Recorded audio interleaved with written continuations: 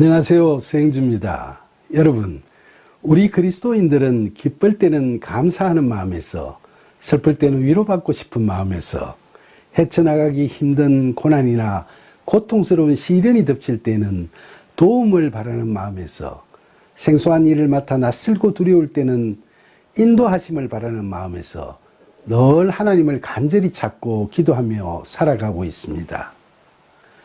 저도 하나님을 모르고 살아왔던 지난날에는 남들보다 더 열심히 공부하고 남들보다 더 열심히 일하면 못 이룰 것이 없다는 생각에 제 자신의 의지와 노력으로 세상적인 성취를 이루어 보겠다고 동분서주했었죠. 그런데 세상살이는 남들보다 더한 열심으로 더 나은 결과를 얻게 될 확률은 높다고 할 수 있겠지만, 그렇게 한다고 해서 반드시 제가 생각한 그 바람이 다 이루어지는 것은 결코 아니라는 사실도 숱한 경험을 통해서 깨닫게 되었습니다. 학창시절에나 공직자로 지내온 지난 수십 년의 세월 동안 저에게도 미처 예상치 못한 크고 작은 실패와 시련이 있었지만, 예전에는 제가 하나님을 몰랐으니까 그것을 하나님의 뜻하심이라고는 미처 생각하지를 못했습니다.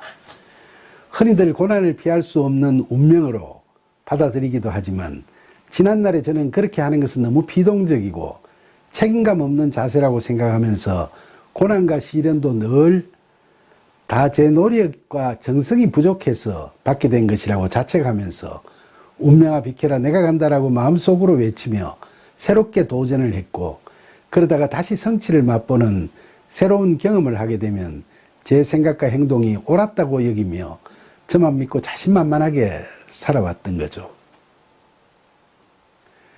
그리고 제 뜻대로 안 되면 도전하고 또 도전하다가 그래도 안 되면 순응하기보다는 마음속에 차곡차곡 남겨둠으로써 그 스트레스가 쌓이고 쌓여서 암이란 병까지 겪게 되었던 게 아닌가 싶습니다. 제 신장암을 수술했던 의사 선생님이 암은 여러 원인이 있겠지만 스트레스도 하나의 원인이 되기도 하는데, 지금 드러난 암은 10년 전 겪었던 심한 스트레스까지 거슬러 올라가서 원인을 찾을 수 있다고 하셨으니까 말이죠. 그러나 지금은 제가 지난날 하나님을 몰랐을 때와는 제 생각이 판연하게 달라졌습니다. 우선 제 인생에 있어서 잘된 모든 것들이 다 제 노력과 능력이나 제 운으로 이루어졌다고 생각하는 것이 아니라 오직 하나님의 은혜에 의해서 이루어졌다는 것을 절감하고 있습니다. 그리고 제 인생에 있어서 모든 실패나 좌절도 제 노력이나 능력이 부족했거나 주변의 방해로 그렇게 되었다고 자책하거나 원망하지도 않고, 그 또한 저를 지극하게 사랑하시는 신실하신 하나님께서 저를 다듬어 가시려는 깊은 뜻이 있었다고 생각합니다. 저는 지난 오랜 세월 동안 지성이면 감천이라고 하는 인본주의적 가르침을 가슴에 새기면서 어떤 어려운 일이 닥쳐도 제 자신을 격려하고 채찍질하면서 살아왔습니다. 그러다가 나이 50이 넘어서 하나님을 만나고 나서야 비로소 저는 인생은 우리 자신이 계획한 대로 되는 것이 아니라 우리 인생에서 모든 성취가 다 하나님의 도우심과 인도하심에 의함이라는 사실을 절감하게 되었습니다. 하나님께서 도우시고 인도하지 않으시면 아무런 성취도 이룰 수 없는 거죠. 그래서 이제는 살아가면서 늘 소망하는 바를 이루고 싶은 마음이 들 때는 사전에 전능하신 하나님께 미리 하나님의 뜻을 알기 위해 기도를 드리게 됩니다. 그러나 저는 그때도 반드시 경계해야 할 것이 있다고 생각합니다. 오늘날 우리는 교회나 매체를 통해 번영신학적 목회자들을 종종 보게 됩니다.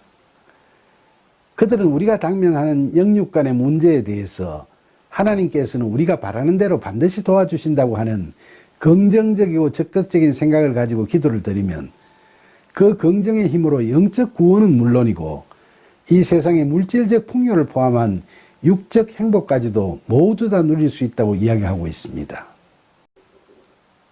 하지만 제가 단언하건대 교회가 예수 그리스도의 십자가 복음을 믿고 헌신하고 희생하는 참 제자도를 가르치는 데는 소홀하고 그저 기독교를 우리에게 부귀와 출세 같은 세상적 성취를 가져다 주는 종교라고 여겨지도록 인도해 가면서 그런 믿음이 인생을 성공으로 이끄는 긍정의 힘이 된다고 설교하는 것은 예수님의 가르침을 바르게 전달하는 것이 결코 아니라고 생각합니다. 만약 기독교가 그들이 내세우는 그런 종교라고 한다면 십자가 복음을 믿고 순교까지 한 예수님 제자들이나 구한말 순교한 우리 신앙의 선배들은 모두 살아생전에 예수님 덕분에 세상의 부귀영화를 누구보다 더 누리고 살았어야 맞는 것인데 과연 그들이 그렇게 살았습니까? 그들은 세상적 성취와 물질적 풍요를 누리며 살았던 것이 아니라 영적 담대함을 가지고 하늘의 평강을 누리며 삶을 살다 가신 분들이었지 않습니까? 똑같은 돈을 구하더라도 욕심이나 자기 가시욕을 충족하기 위해서 드리는 기도는 하나님께서 응답하시지 않지만 하나님의 일을 하기 위해 금전적 도움을 간구하는 기도는 하나님께서 놀랍도록 정확히 응답하신다고 합니다. 교회가 목회 활동을 하기 어려울 정도로 가난해서 하나님께 도움을 구하는 기도를 간절히 드렸는데 그때마다 미처 생각지도 않았던 사람들이 나타나서 한 푼도 틀림없이 꼭 필요한 최소한의 금전을 헌금하더라는 간증을 개척교회 목사님들이 많이 하시지 않습니까? 사실 저뿐만 아니라 오늘날 교회를 다니고 있는 대부분의 교인들은 이런 간증을 들으면서 기독교는 물질적인 부나 세상적 탐욕을 추구하는 만몬주의적 종교가 아니라는 사실을 이미 머리로는 다 알고 있을 겁니다. 그러나 우리는 육신을 입고 물질적이고 세상적인 유혹이 난무하는 세상을 살아가고 있기 때문에 물질적이고 세상적인 욕망에서 완전히 자유로울 수가 없다는 것도 부인할 수 없습니다.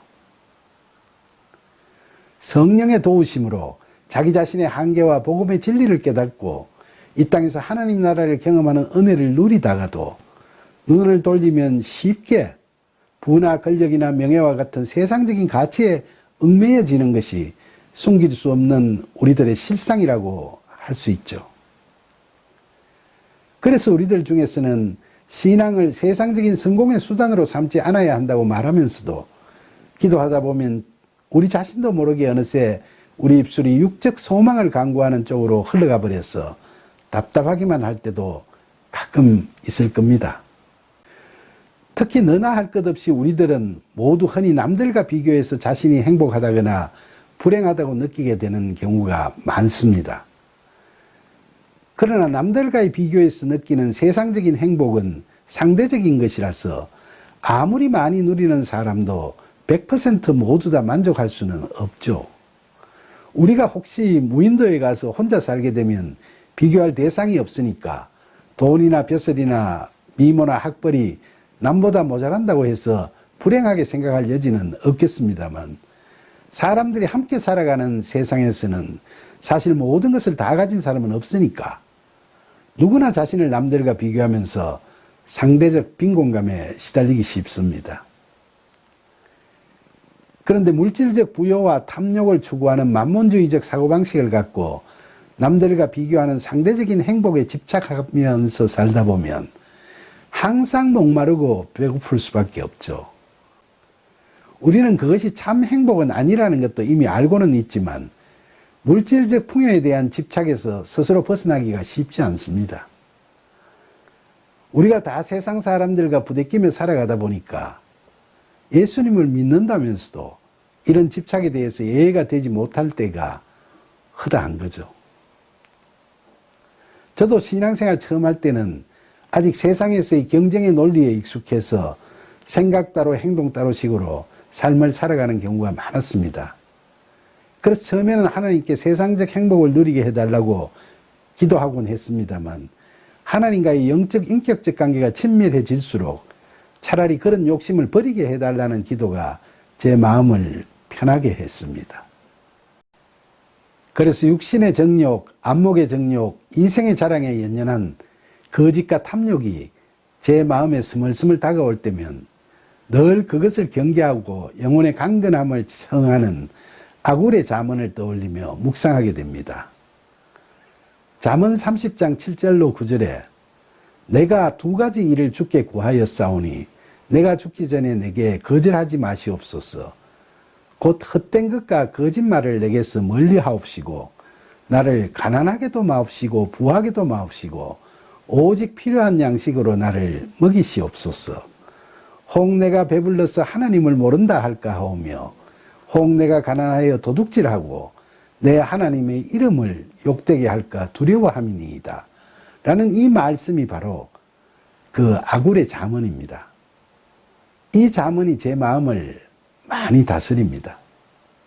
그런데 이처럼 마음을 다스려 가는 것도 좋은 일입니다만 기도 소망과 관련해서 우리가 한번 생각해 봐야 할 것이 있습니다. 그것은 우리가 기도할 때 기복적이고 번영 신학적인 사고는 경계해야 마땅하지만 그렇다고 해서 기도할 때마다 이렇게 기도드려도 될까 안 될까 하고 너무 헤아리는 것도 동시에 경계해야 할 일이 아닐까 하는 겁니다. 여러분들 생각은 어떠세요? 만약 기도가 그렇게 조심스럽고 위축되어 버리면 진정성을 담은 기도가 아니라 오히려 형식에 치우친 위선적인 기도가 되고 말지 않겠습니까?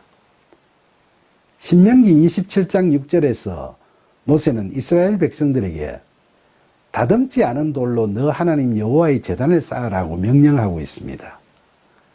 하나님을 위한 제단을 새 연장을 대서 다듬어 인위적으로 꾸미지 말라는 모세의 이 당부는 하나님을 대하는 우리의 자세에 대한 이야기입니다. 하나님께서 모세를 통해 이스라엘 민족에게 하신 이 말씀에는 하나님께 자신의 마음을 꾸밈없이 전하는 기도를 하라는 뜻이 담겨 있습니다. 누가 보더라도 탐욕스럽기만 한 투정이 아닌 다음에야 아들인 우리가 아버지께 무슨 말이든 드리지 못할 이야기가 어디 있겠습니까? 제 경험상 어쩌다 제가 잘못된 것을 구해도 하나님께서는 꾸짖으시기보다는 제 소원을 포기할 수 있도록 깨달음을 주셨던 적이 많습니다. 제가 기복신앙에 빠지지 않는 것도 제 의지나 노력으로 되는 것이 아니라 저의 무지함과 부족함을 일깨워 주시는 성령의 도우심 덕분인 거죠. 그런 연유로 저는 그동안 기도를 생활화해오는 가운데서 제 자신도 모르게 기도의 내용이 점점 바뀌어져 가는 것을 스스로 체험하게 됩니다. 그러면서 지난날의 제 기도 중에 수많은 기도들을 하나님께서 들으시면서 과연 어떻게 느끼셨을까 생각하면 부끄럽기 그지없습니다. 그래서 요즘은 기도를 드릴 때마다 제 기도가 하나님께서 들으신다 해도 결코 부끄럽지 않은 기도가 되도록 성령께서 저를 이끌어 주실 것을 간절히 구하는 기도도 늘 함께 드리곤 하죠. 이처럼 일상 속에서 늘 함께 하시는 하나님께 드리는 우리의 기도는 매사에 있어서 우리 자신의 판단이 아닌 하나님의 뜻을 알기 위한 기도, 헛된 물질적 욕망에 사로잡히지 않는 기도, 우리의 진정성을 담은 꾸미지 않는 기도가 되어야 하지 않겠습니까? 여러분들도 그런 기도를 드리고 싶으시죠? 모쪼록 앞으로 늘 그런 기도를 드릴 수 있는 저와 여러분이 되기를 간절히 소망합니다. 감사합니다.